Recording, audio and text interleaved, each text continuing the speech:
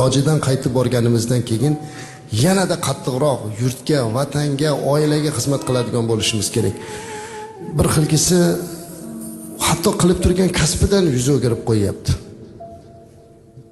Shifokor bo'lsa bir opamiz borgandan keyin bo'ldi, endi men hoji bo'ldim, shifokorlik qilmayman. Qaytib borgandan keyin bo'ldi, endi men muallimalik qilmayman. Yo'q azizlar, hoji bo'ldi degani bu tarki dunyo qildi degani emas, aksincha bo'lish kerak. Mana shu joyda o'tirganlarga bitta gap aytaman men, hammalarimizga. Agar bugun siz qaysidir bir hunarni, qaysidir bir kasbni, qaysidir bir ishni qilib shu yergacha kelgan ekansiz, o'sha kasbingiz uchun sadoqatingizni kuchaytirish kerak. Siz shuni orqasidan keldingiz. Shu kasbingiz orqali sabab qildi Alloh taolo.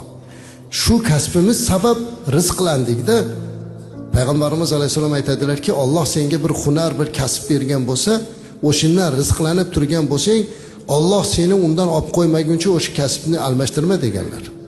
Shunda turish kerak. Endi borgandan keyin aksincha bo'lish kerak.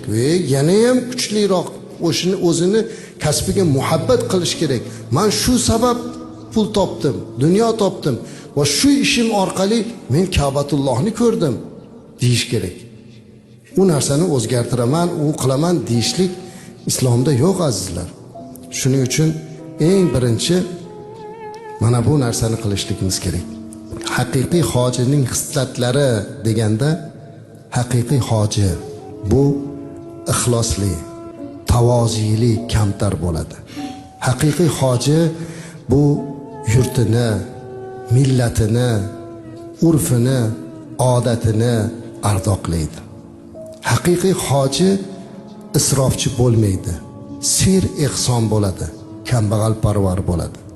Haqiqiy hoji ilmsiz fatvo berishdan qochadi, ilmga murojaat qildiradi.